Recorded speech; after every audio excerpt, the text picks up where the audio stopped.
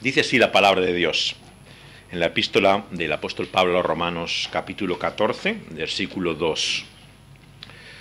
Porque uno cree que se ha de comer de todo, otro, que es débil, como legumbres.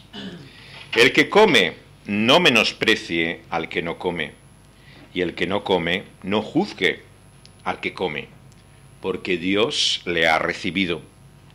¿Tú quién eres, que juzgas al criado ajeno?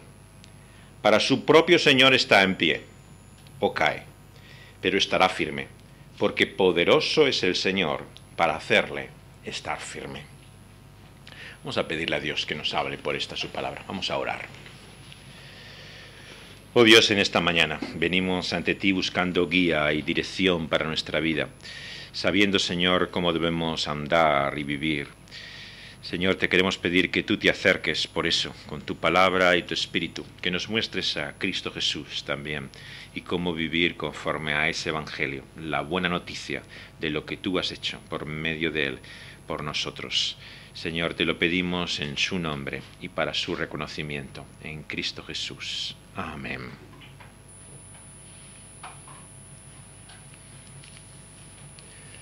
La vida, reconozcámoslo, es bastante compleja. A diferencia de lo que muchos piensan, incluso la fe no nos da respuestas inmediatas, instantáneas, a los problemas que tenemos en la vida. Y en el seno de la Iglesia, desde el principio, como podéis ver, había muchas tensiones. Hemos leído antes uno de esos momentos en la vida de los apóstoles y su misión particularmente sorprendente, el conflicto que se encuentra entre Pablo y Pedro en Gálatas, en el capítulo 2, y que nos recuerda que la iglesia primitiva no era realmente ese seno de paz y convivencia perfecta en el cual muchas veces nos gusta pensar, imaginar que eso deberían ser los buenos tiempos de la iglesia. La realidad es que ha habido siempre divisiones, separaciones en el seno de la iglesia cristiana, y la propia escritura nos da testimonio de ello. La iglesia apostólica así también lo vivió, como leemos en ese episodio. Y aquí el apóstol Pablo, en este momento, en la carta a los Romanos, capítulo 14, nos enfrenta a una serie de cuestiones que dividían a los creyentes, cuestiones que tradicionalmente se han llamado de indiferencia. De indiferencia no porque no tuvieran importancia, sino porque eran secundarias verdaderamente frente a lo realmente importante, que es el Evangelio, como hemos estado viendo. El Evangelio que también ha de iluminar y dirigirnos ante estas cuestiones secundarias, si queremos llamarlas, que nos dividen y separan. La realidad es que cuando uno llega a ser cristiano hay un gran cambio en su vida, pero en cierta forma seguimos siendo los mismos. Esta es una de las grandes decepciones del nuevo creyente. Cuando llega a la fe piensa que su vida va a ser tan diferente que realmente se librará de todos los problemas y dificultades que ha tenido hasta ahora. Pero esto no es así. Venimos también a la fe con un bagaje de lo que somos y lo que ha sido nuestra experiencia hasta entonces. Y hay muchas cosas de nuestra vida que se mantienen en la fe. Así encontramos que estos judíos, lógicamente, que habían sido criados en este régimen estricto del judaísmo, con una dieta muy peculiar, recordemos, la comida es muy importante para ellos, el abstenerse de cierto tipo de carne, sobre todo el cerdo, es muy general, no solamente en el judaísmo, sino en otras religiones, también incluso ciertos tipos de pescado no eran tomados por los judíos, y este régimen tan estricto les aislaba, les separaba de los demás. Y aunque llegaban a la fe cristiana, seguían manteniendo, como vemos, la dietética, si queremos, que tenían anteriormente. Y esto era una causa de conflicto evidente. Claro, en la iglesia ahora estaban reunidos con gente que no tenía ese pasado, no tenía todas esas dificultades con la comida que ellos tenían. Y la tensión que encontramos en Gálatas es el resultado de esto. Vemos como en la iglesia cristiana había separación a causa también de la dieta, de la comida que tenían. Básicamente no sabemos muchos de los detalles de lo que aquí se refiere. Algunos piensan que, llevados incluso por esta prohibición, habían llegado a una posición semejante a lo que sería el vegetarianismo hoy en día, que por lo que aquí llama legumbres, de lo que se está tratando es de una dieta básicamente vegetariana por seguridad, por prevención, que iría más allá incluso de lo que sería el régimen kosher, que es como los judíos denominan a este tipo de indicaciones dietéticas. No sabemos si este era el caso exactamente, si eran vegetarianos ya, o se trataba simplemente de la dieta judía, pero lo cierto es que les diferenciaba de todos estos gentiles, cristianos que no eran judíos, a los cuales esto no les preocupaba en absoluto. Es más, estaban habituados a comer una carne que había sido sacrificada a ídolos en templos y luego se vendía en el mercado. Y por lo tanto comían de esa misma carne sin preocupaciones de conciencia. Pero otros, dentro de ellos, tenían dudas ahora, tenían reticencias, habían sido separados de esa idolatría y paganismo, y cómo iban a participar, aunque sea comiendo de esa carne que se vendía en el mercado, que estaba asociada, relacionada con la idolatría. Así que encontramos diferentes grupos en esta iglesia primitiva con enormes conflictos de conciencia. Y como vamos a ver, el apóstol nos pone este caso como un ejemplo e ilustración de cómo tratar estas cuestiones que podríamos llamar indiferentes o secundarias respecto a la fe cristiana. Y lo hace aquí en estos términos, en los términos del débil y del fuerte. Porque siempre hay estas dos tendencias en la vida de la Iglesia. Hay personas que exhiben su libertad, ¿no? Y precisamente de lo que se ufanan es de no tener estos prejuicios, y otros, sin embargo, que viven agobiados, atormentados por estos conflictos de conciencia. No saben lo que tienen que hacer respecto a estas cosas que la Escritura no habla claramente. Esa es la definición de lo que es una cuestión de indiferencia o secundario, algo sobre lo cual la Biblia no nos habla expresamente, sino que por aplicación de principios bíblicos uno llega en su conciencia a la convicción de que este es el comportamiento a tener. Y lo que vemos aquí es que la definición que nos da de los fuertes y los débiles no es la que nosotros imaginaríamos. Más bien casi parece al revés. Los que aquí llaman los débiles, nosotros lo llamaríamos los fuertes, y los otros a la inversa, ¿no? Los fuertes serían los débiles.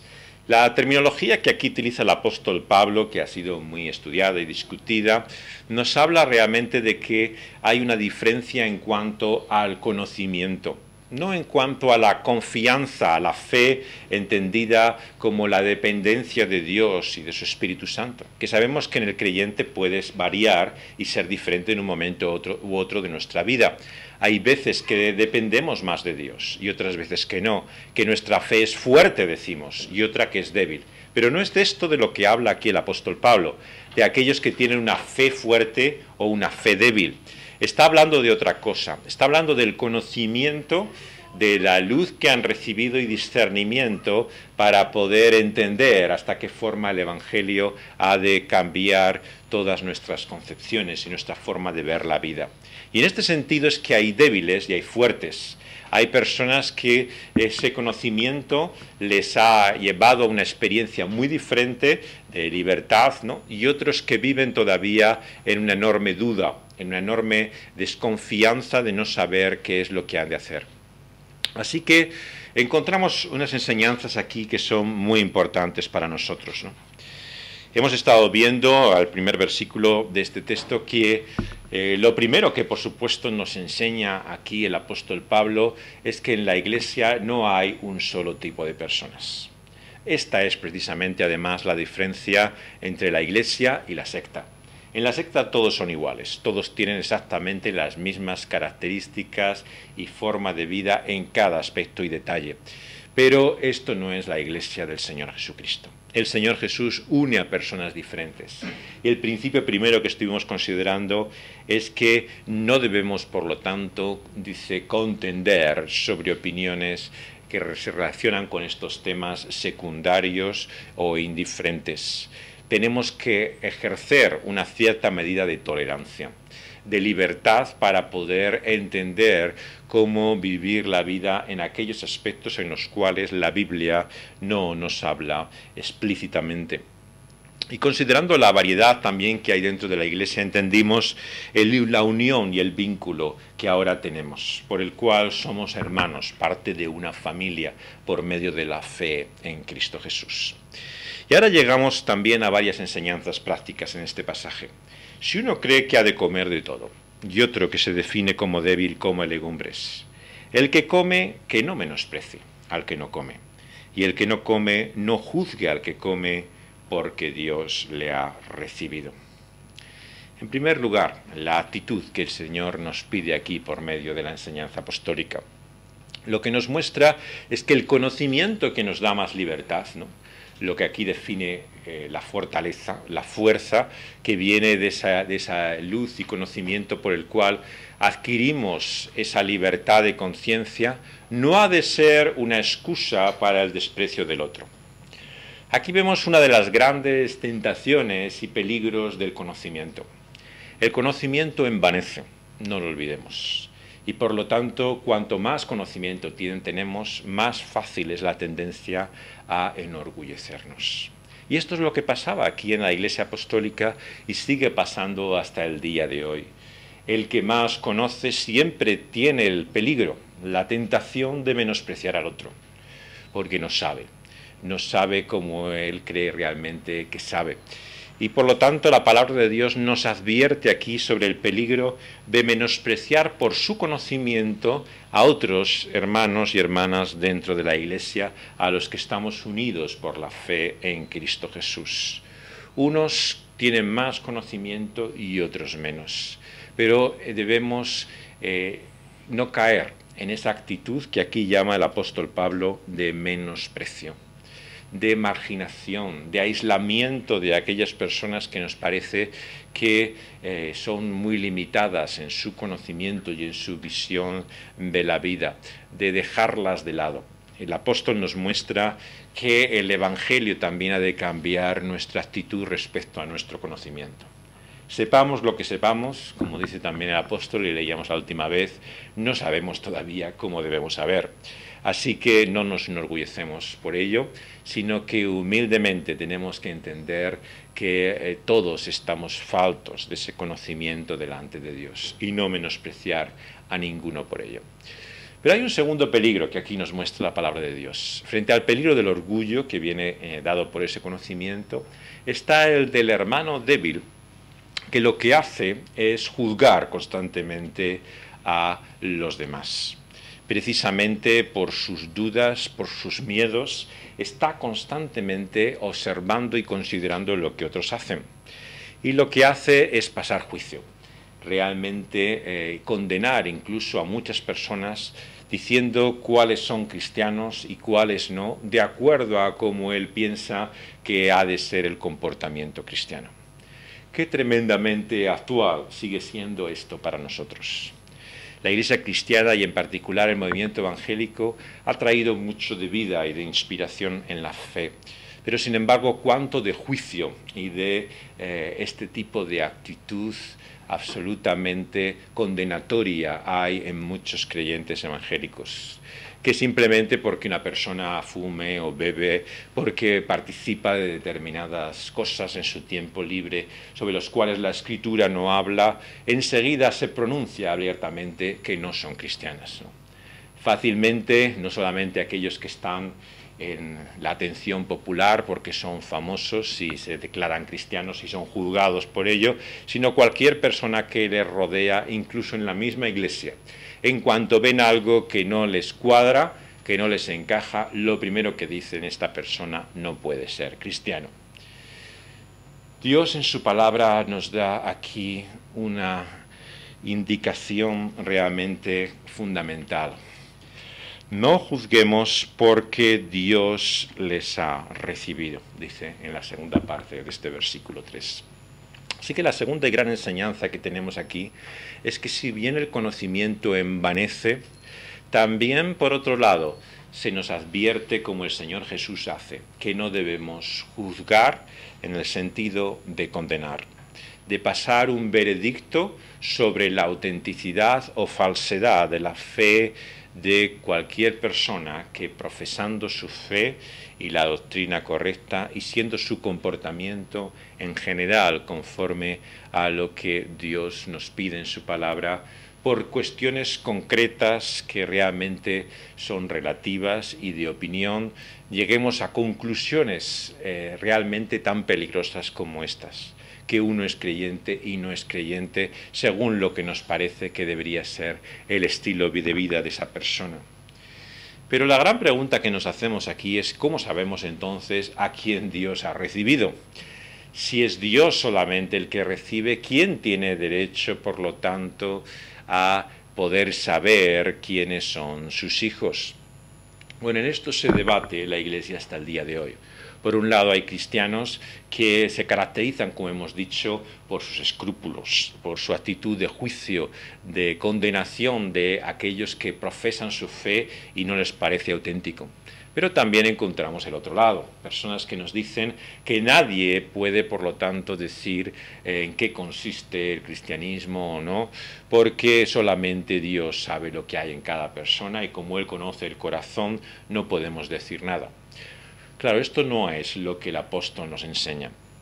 Siguiendo la enseñanza del Señor Jesús, hay unas condiciones. El que cree en el Señor Jesucristo, la fe es la condición para ser cristiano.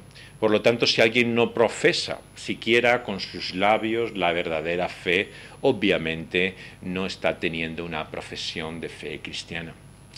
Pero eso no significa, como decíamos antes, que podamos pedir mucho más allá de esa profesión de fe. Junto a esa profesión de fe es cierto que tiene que haber una conducta en general, públicamente, en lo que podemos ver, conforme a lo que Dios nos muestra en su palabra, pero no podemos juzgar mucho más allá. Muchos han hecho incluso condición de la membresía de la Iglesia, cuestiones que el Señor en su palabra no ha puesto como tal condición. Por lo tanto, nos advierte, y así lo leíamos en Gálatas, sobre poner condiciones a la comunión cristiana que no son las que Dios ha establecido. ¿Por qué se enfrenta Pablo a Pedro en el conflicto de los Gálatas? Porque había seguido la tendencia de estos judaizantes, que creían que junto a esa condición de la fe que nos justifica, también estaba lo que la ley judía demandaba de las personas y por lo tanto no se juntaba, ya no se relacionaba con aquellos que no seguían esas leyes judías y no comía con ellos. Y Pablo le resiste. Vemos que actúa duramente para con él. ¿Por qué? Porque ha establecido una condición más allá de lo que Dios ha establecido en su palabra. Y por lo tanto aquí se nos llama a examinarnos a nosotros mismos, a considerar cuántas condiciones podemos establecer a la comunión cristiana más allá de lo que Dios ha puesto. Más bien, la Escritura y la enseñanza apostólica nos llama a todo lo contrario, a recibir como hermanos y hermanas en la fe a aquellos que profesan su fe, aunque nos arriesguemos a que, por supuesto, la fe de muchos sea aparente. Por supuesto que habrá siempre hipócritas en el seno de la Iglesia, personas que su vida en realidad no corresponde a lo que creen. Pero la cuestión es si es en nosotros la facultad y autoridad para juzgarlos. Y eso es lo que el apóstol Pablo nos niega. No tenemos el derecho, no tenemos la autoridad para determinar la autenticidad de la fe de una persona más allá de lo que podemos pedir como un mínimo bíblicamente establecido de ella. Y menos aún imponer sobre otros cristianos nuestras convicciones sobre temas secundarios y que aquí llama de indiferencia como base de esa fe. Aquí el apóstol nos recuerda que Dios es quien nos ha recibido. Y veíamos al final de nuestra meditación sobre el versículo 1 que esta es la gran verdad maravillosa del Evangelio. Dios nos acepta a nosotros siendo pecadores, lejos de Dios, nos acerca por Cristo Jesús a la familia de la fe. Y así debemos recibir también a nuestros hermanos y hermanas, como personas que vienen con todas sus debilidades y desconocimiento a esa misma familia por la fe en el Señor Jesucristo. Y aquí nos recuerda el apóstol Pablo que es Dios quien les ha recibido. Y por lo tanto no tenemos el derecho nosotros a juzgar sobre ello. Lo aclara así al principio del siguiente versículo 4. ¿Tú quién eres, que juzgas al criado ajeno? Para su propio Señor estará en pie o caerá. La imagen que se da aquí es la imagen de la cortesía en la hospitalidad de este mundo oriental. Cuando uno era recibido en una casa por invitación, si era alguien con ciertos medios, tenía siervos, a veces esclavos, ¿no?, que estaban preparando la comida, sirviéndola en la mesa. ¿Qué pensaríamos de un invitado en ese contexto oriental que se pusiera a comentar el comportamiento de estos siervos, que lo recriminara directamente, que juzgara sobre ellos? Por supuesto que hay gente que lo hace. Sabemos que la educación no es propia de todos y hay gente que opina sobre cualquier cosa, ¿no?, sea sobre el comportamiento de los que son empleados por otros, como de los hijos que no son los suyos sino de otros, o sobre cualquier cosa o cualquier persona. Pero la cuestión no es esa. La cuestión es si esto se debe hacer o no, de acuerdo a lo que son la conducta y la pauta de comportamiento que entendemos que es la correcta. Y todo el mundo entiende que esto no es lo que se debiera hacer. Cuando alguien es responsable ante otro, no nos corresponde a nosotros inmiscuirnos en ello y juzgar y actuar como si tuviéramos nosotros la responsabilidad sobre ellos. Y sobre esa imagen es la que el apóstol Pablo nos habla. Si uno es siervo de otro, ¿quiénes somos nosotros para juzgar al criado ajeno? Y aquí nos recuerda de quién es la casa en la que entramos por la fe. Es la casa de Dios. Y por lo tanto no es ni tuya ni mía para poner nosotros las condiciones para entrar a esa casa. Es Dios mismo quien las pone. Es Dios mismo quien les recibe. Y no somos nosotros los que debemos, por lo tanto, juzgar y considerar quién tiene derecho a entrar en esa casa. Entramos invitados por Dios mismo. Él nos manda, como los mensajeros de esa parábola, a traer a la fiesta a todos aquellos, sea cual sea su condición, incluso lisiados, tarados por múltiples debilidades y problemas, a participar de la celebración de su casa. Y somos siervos, y ante Él respondemos. Y debemos recibirles a ellos con las condiciones que Dios ha establecido. Es cierto que hay condiciones. El que no estaba vestido para la fiesta no tiene lugar en ella. Pero lo que se nos habla aquí es de otra cosa. De aquellos que, cumpliendo esa condición que es la fe, se juzga por medio de lo que pueda ser ya no solo su apariencia, sino su comportamiento sobre cosas secundarias. El Señor nos dice que no nos corresponde a nosotros juzgar. Para su Señor están de pie o caen. ¿A qué se refiere esto? Hay una división a veces entre los comentaristas bíblicos si esto se refiere al final, al juicio en el cual el Señor Jesús volverá a traer cuentas a todo ser humano delante de Él, o se refiere realmente a otra cosa. Más bien vemos que de lo que se trata aquí es de este problema entre débiles y fuertes, de la división que había en la Iglesia, y por lo tanto el peligro de juzgar sobre el cual el Señor Jesús advierte, juzgar de antemano, condenar previamente a esa persona y establecer así sus diferencias. Nos recuerda aquí que para nuestro propio Señor estamos en pie o caemos. Es finalmente ante Él que debemos de dar cuentas. Y como dice también el Nuevo Testamento, por lo tanto el Señor conoce a los suyos. Es Él quien tiene la última palabra y no nosotros. Y por lo tanto se nos invita aquí a actuar conforme a la enseñanza apostólica, evitando ese tipo de juicio. No está hablando de la disciplina en la Iglesia.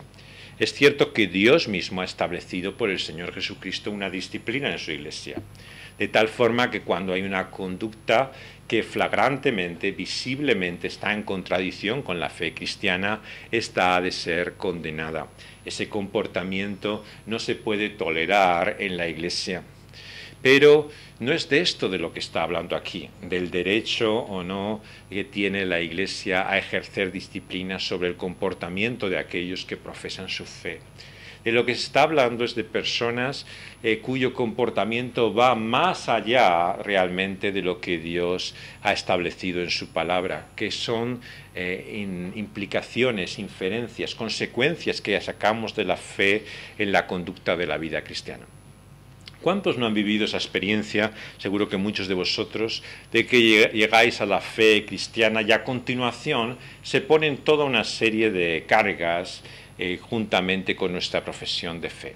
Muchos nos dicen, por ejemplo, cuando llegamos a ser cristiano, no solamente tenemos que leer la Biblia, sino que la tenemos que leer a cierta hora del día, levantarnos por la mañana temprano, tener un tiempo con Dios, de leer la Biblia y orar, y no nos lo dicen como un consejo, como una orientación.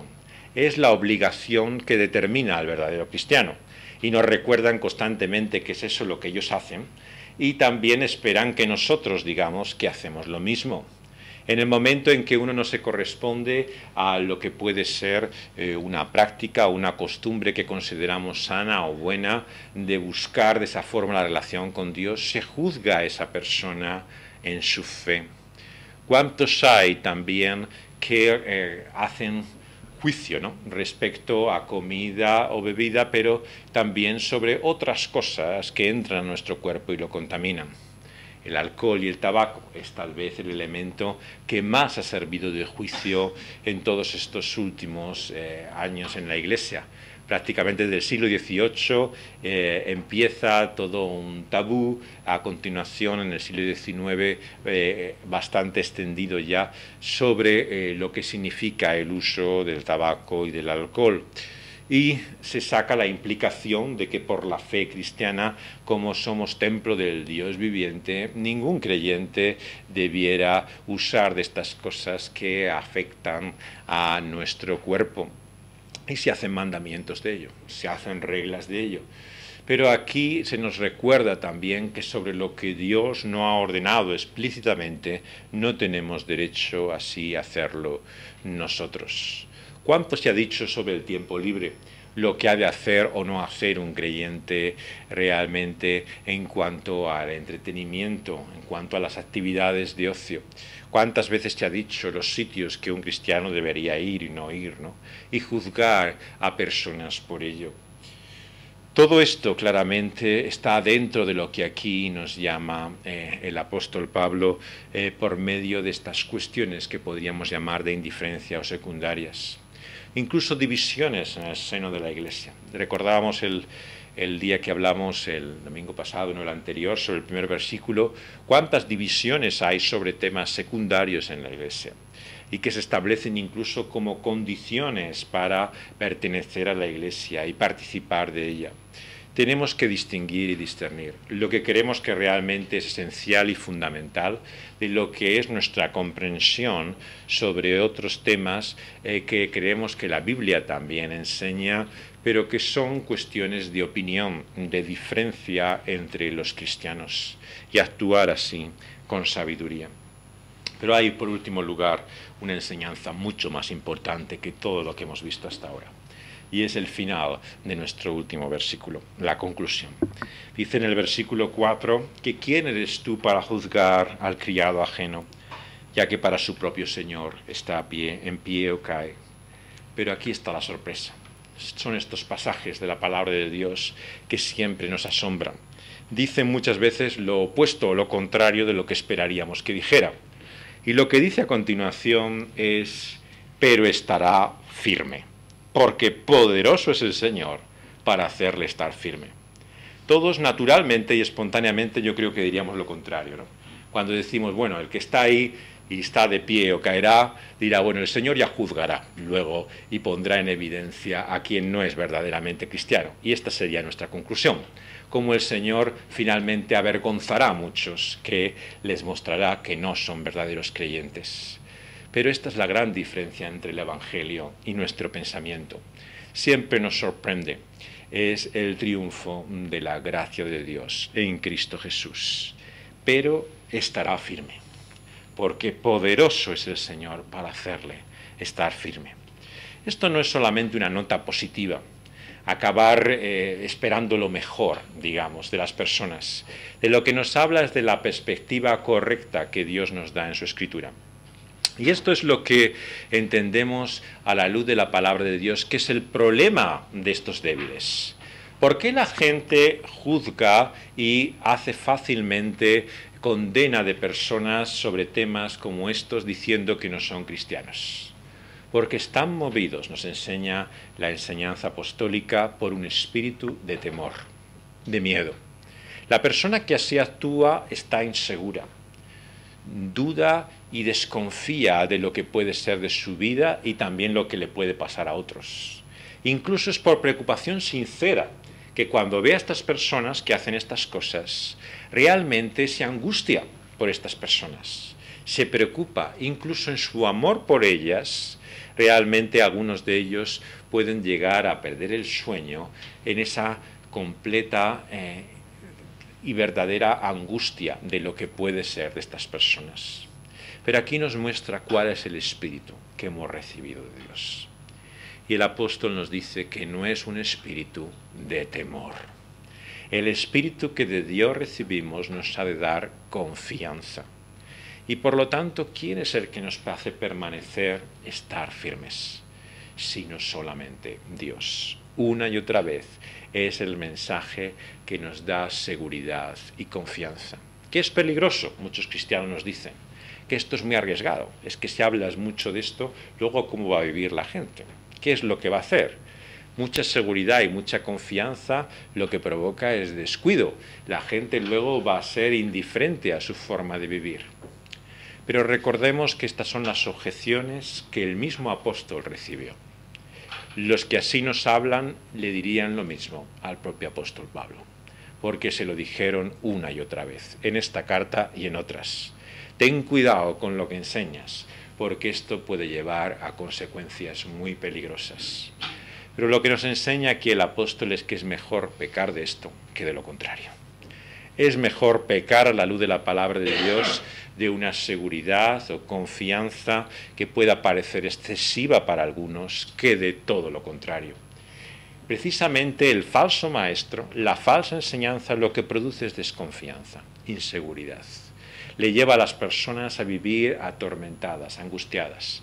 Recordar cómo habla Pablo a Timoteo en su primera carta, capítulo 4, de cómo habrá personas que establezcan todo tipo de reglas y mandamientos en la vida de la Iglesia, que digan incluso que hay que abstenerse de casarse, que establezcan todo tipo de principios incluso, ¿no? Como nos recuerda Colosenses, sobre días, fiestas, sobre cosas que se hay de hacer, Gálatas, sobre la comida y con quién debemos compartir la mesa. Todas estas cosas caracterizan a la falsa enseñanza. El maestro que se introduce en la Iglesia apostólica con otro evangelio lo que hace es dividir y separar por mandamientos de este tipo. Son personas sectarias que realmente llevan a los creyentes a conductas que les separan de otros cristianos y a juzgar sobre ellas. Por lo tanto, el énfasis en el Nuevo Testamento es todo el contrario. El énfasis es más bien a recibir a nuestros hermanos en Cristo Jesús por su fe y un comportamiento que en general esté de acuerdo con el Evangelio y a dejar que Dios juzgará sobre ellos y sus vidas. Nosotros debemos confiar en Dios y en su obra. Y aquí está también la gran enseñanza para nuestra propia vida. Porque si es Dios quien nos hace estar firmes, si Él es poderoso para hacernos estar firmes. Esto es, por cierto, una indicación de por qué tal vez la referencia no es tanto a la segunda venida, al juicio.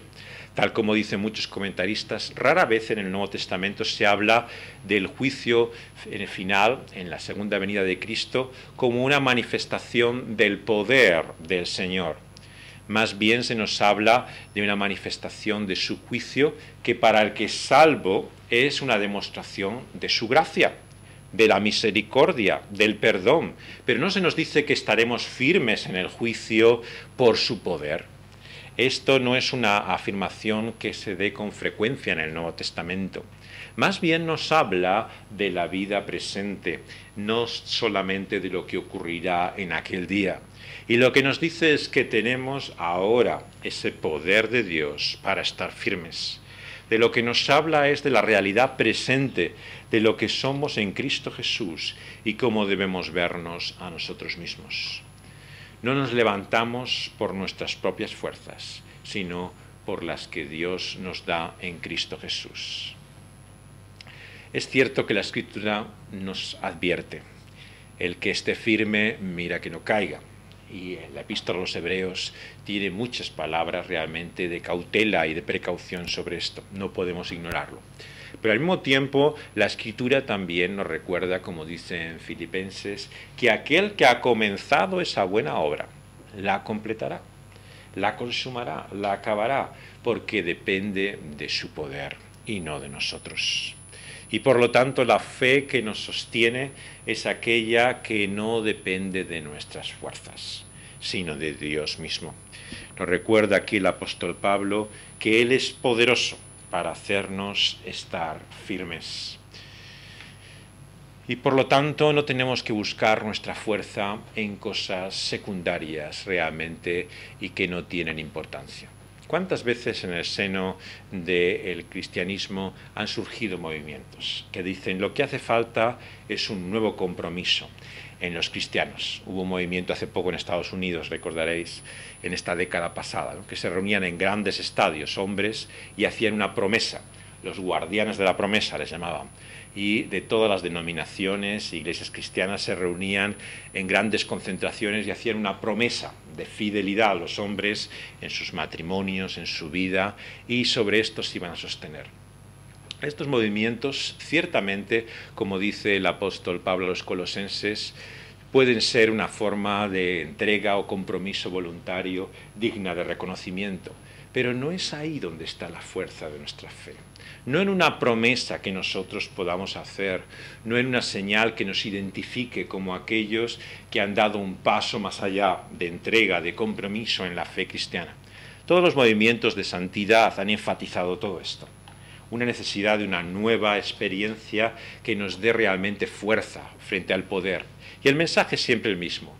Tú tienes la salvación de Dios en Cristo Jesús y eres libre de la condena y la culpa del pecado. Pero ahora lo que te hace falta es ser libre del poder del pecado. Tienes que estar liberado del dominio, de la tiranía del pecado. Y te hace falta una nueva experiencia, una segunda entrega a Dios, un compromiso mayor, una realidad en la cual confiemos de una forma nueva en Dios. Y toda su experiencia se basa en esa entrega total, en ese nuevo compromiso por el cual Dios los va a librar ya de toda contradicción interna. Pero lo que Dios nos enseña en su palabra es que nuestra confianza no puede estar en estas cosas. Nuestra confianza está de principio a fin en el poder de Dios, en Cristo Jesús. Da igual las promesas que hagamos. Tristemente en la vida constatamos una y otra vez que la rompemos, que no somos dignos de confianza. ¿Quién es digno de confianza sino nuestro Dios? ¿En quién podemos basar nuestra vida? ¿Cuál es la roca y el fundamento que nos sostiene? No nada de lo que hay en nosotros, sino Dios y su obra en Cristo Jesús por su Espíritu Santo.